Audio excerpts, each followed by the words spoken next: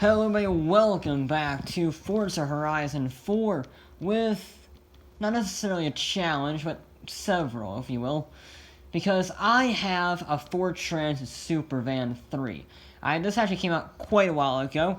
I couldn't really figure out what to do with it, if I'm honest, because I love the car. It's one of my favorite vehicles, well, ever, because it's a van shell, similar to a stock car shell, slapped onto a Le Mans chassis with a Formula 1 V8 in it. It's mental, I love it. And Forza has added it to Horizon 4, and I couldn't figure out what to do with it. So, I looked at the stats, and I noticed it does not have 650 horsepower, it has 300. Because, I forgot this, Ford, in about 2004-ish, swapped out the Cosworth F1 engine and replaced it with a more user-friendly V6. Now, they did this because when the press was allowed to drive this vehicle, they would have to ship out an entire Formula 1 team, basically, to manage this vehicle.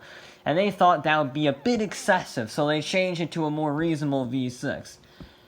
But I have taken the Transit that we have here and modified it up to F1 spec. So a little more, it has just over 650 horsepower, has a V8 in it, naturally aspirated, and yeah, we're gonna see how close I can get to these F1 van stats with my F1-ish van. And this is my first challenge. It's actually pretty simple. I have to beat a 1 minute .46 dead. Now I set that in a Lamborghini Diablo GTR because, well, this thing was made in 1994. So it only seems right that a GT car from the era, should be the one it's going against. Because apparently, when this thing ran at Goodwood a few years ago, it was on pace with modern GT cars, and now it's with its crummy V6. So with its modern day V8, or 90s V8, it might have a good chance of defeating the 90s GT car. Let's see, so Le Mans car, you actually see it right there. Right, I gave the Lamborghini 5 laps. I know this is on lap 2, but that was just a photo mode lap, so it doesn't really count. And let's see how this vehicle handles, shall we? I like how it drives. It's a bit wheel spinny, I'll be honest. Probably because it's on 90s racing tires. So that is the equivalent, I believe, street tires in this game. I actually don't know what the stock tire compound is for this, according to Forza. But it's not quite as planted as the Lamborghini was, which is a weird thing to say, but I also am driving a van. Sort of. It probably couldn't store much, it doesn't have any doors, apart from the driver's side. So it might be a little tricky to use it for a day-to-day basis. Also combine that with the ground clearance, the noise, the lack of space to put anything. It's not the most practical van, I'll be honest. But it is fast. I mean, it's keeping up with a Lamborghini on a straight line. That's pretty good. No, nothing to shout at for that. But it doesn't have the rear-end grip. That does not have the rear-end grip at all. It's just a big old bucket of wheel spin, which does make it much more lively to drive. I'm not going to complain about that. It's much more exhilarating to drive, and the acceleration is phenomenal, and that's ridiculous.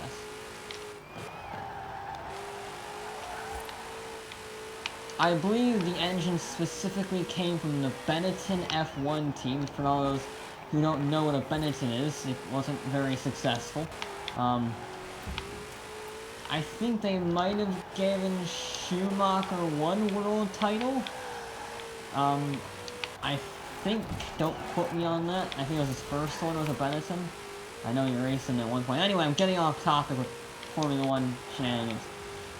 This car is, I think the technical term is sketchy. I like it. It's a very challenging car to drive. And once you get it right, you really get it right. But it is a bit, sketchy. Sometimes short shifting is not a bad idea. Like up that hill, for instance. The uphill acceleration zone is already a bit brutal to begin with. And, well, that makes it just even more of a challenge. You have a car like this. Oh, but it's fast once you get it right. It is very fast once you get it right.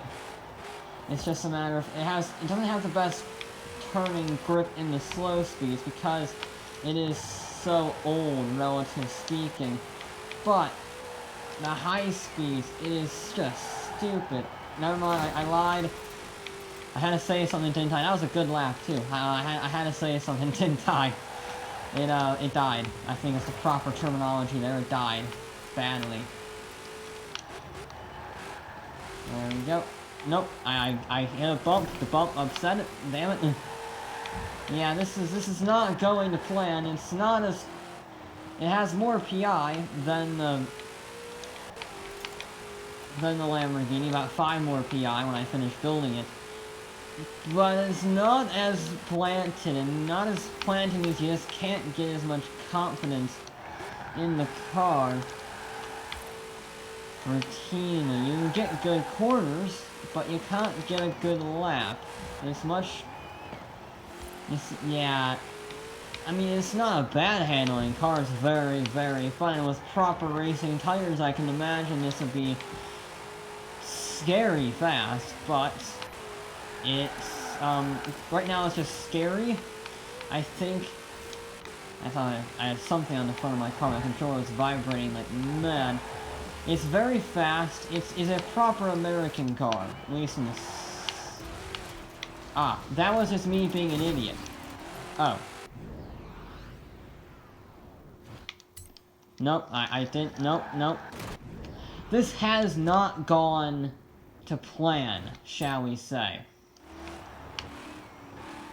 I have royally goofed this up. Let's just, that didn't happen. Right? Yeah, that didn't happen. Okay, I'm not a complete moron when it comes to driving, I swear. I mean, I say it's better, it's not great. No, understeer, no. No, the understeer.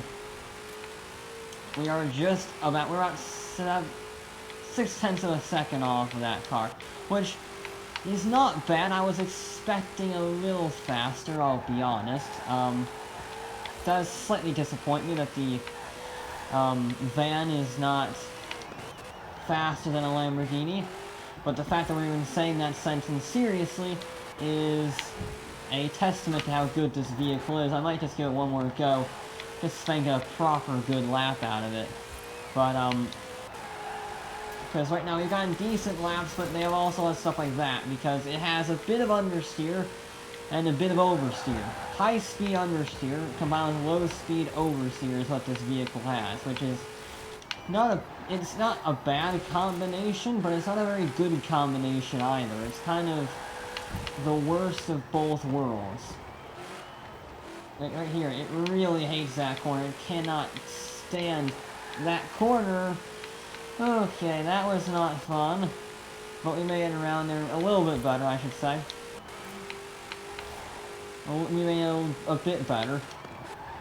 And then we just get traumatizing understeer around there. We can't carry any speed at all. Yeah. It's not a bad vehicle to drive, but it doesn't have the handling characteristics that you would hope for, simply because of the tires, I would say. The tires don't have the traction for the low-speed corners, and they don't have the front-end grip for the high-speed corners. It has a massive body kit, but the body kit just isn't good enough at these speeds. So, yeah, not really the ideal car. I'm slightly disappointed in that. But, it's an involving car, we can say that much. It's a very involving vehicle, very challenging to drive, and once you get a clean lap, if you can, it is very rewarding. Right, our next challenge is very simple. You see, apparently, the V6 version of this car can hit about 150 miles an hour top speed, which is very, very good. But the V8 powered version can hit almost 200 miles an hour. So I wanted to see, I've already done some tuning to it, how fast we can get the Transit to go. Now, we're already 150. Okay, that was. Thank you for merging out of my way. Okay, that was a bit sketchy. This is very crowded. Why are the AIs driving very wonkily on the road? We're 180. It hasn't been the greatest run, I'll be honest, but it's been a run. Okay. Ow. What is going on? The TTRS just went for an overtake on the. Ow! I mean, most of these are. Oh, some of these are. That's why. Okay, alrighty then. We're just gonna keep on. Maybe we can get some faster speed. I was gonna fast travel back. Okay, I forgot there were driver charts because I'm in a solo session. Right. That confused me. That explains why they're driving like idiots. More idiots than usual. But we're just not hitting any higher top speed. 180 odd miles an hour when we got to. Than I was with a terrible run, scraping a lot of cars, but whatever. I mean, that's very impressive for a van. 179.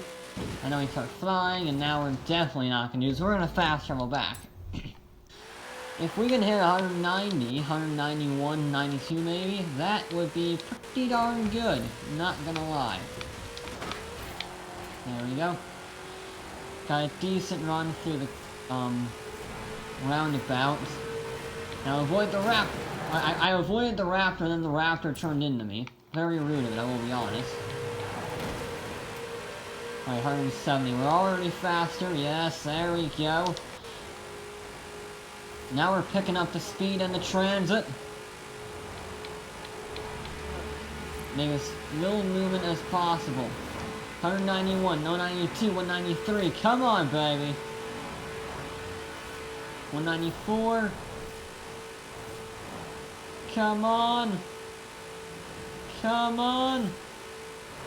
No, I don't think we're gonna do it. We're not gonna do it, are we? 194. I mean, to be fair, that is 4 miles an hour better than anticipated according to the game. So, well done, Supervan. And it's actually very close to its estimated top speed with the V8 engine, so I would consider it an absolute success on the top speed department. Well played for Transit. And stop. Well played, Mr. Transit. Well played. My final objective is to see how fast I can go up the Needle Hill climb. Now, when I ran this as a build series, not a build series, but a series, the fastest run I ever clocked was a Mosler MT900 at 130.18. That was the fastest we've ever ran up this hill climb, at least I have. Uh-oh. That is, I mean, that's a technique. It's a good thing this is Forza, my suspension would be absolutely shattered. Right, so, 130.18 is the time to beat. I honestly don't think it's going to do that. It's in the same class, S2 class, as the Mosler. Both of them have similar power figures, similar weights. This is a bit lighter though, at 2,100 pounds. But this also is on street tires, basically, I think. And it has much less grip, so we're just going to give it a go. What could possibly go wrong?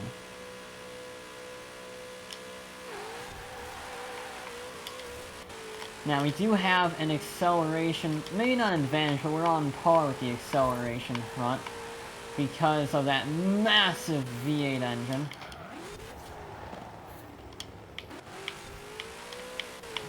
Ooh. Yeah, it's a bit squiffly up here. It's a bit wheel spinny. I can feel that just vibrating like mad. I don't think it's gonna be doing as well as we think up here, I'll be honest. Because it has the handling, but it doesn't have the rear end traction. These are very technical corners. And what you really want on this track, above all else, is grip and traction. It has a fair amount of grip, but it has a modicum of traction, which is not really what you want. Turn in, thank you. So, if we just, yeah, we can't even take that half flat out. We have to be really, really careful here. Otherwise, it will just spin the wheels up, and that will cost you heaps of time. Which is not what we want right here. Understeer, no. Yep, turn it. A little bit more to go. We're actually not too far off. But we're not gonna do it, because it doesn't turn. Come on! That's not a bad run. I will say that's not bad. Not bad. That's what a 131. That's pretty good. 131.9. That's in the top 5 if we were on the leaderboard. It's only a second down, second and a half down on the Mosler, which, considering how modern the Mosler is with its better tires, and tires are critical on this track, I would say that's pretty successful. I think that's a very, very good thing. And with that, I think this vehicle has passed mostly with flying colors. It's only, what, a second off a Mosler, which is very good. It's able to keep up with its top speed. And while it's not quite as grippy as you would like around a racetrack, it is not terrible, and apparently it has working headlights, which I find bizarre. But it has working headlights. So I shall leave you with the spectacular Transit, please don't run into me, thank you, on a very lightning stormy cliff. So, thank you so much for watching. I'll be back with more.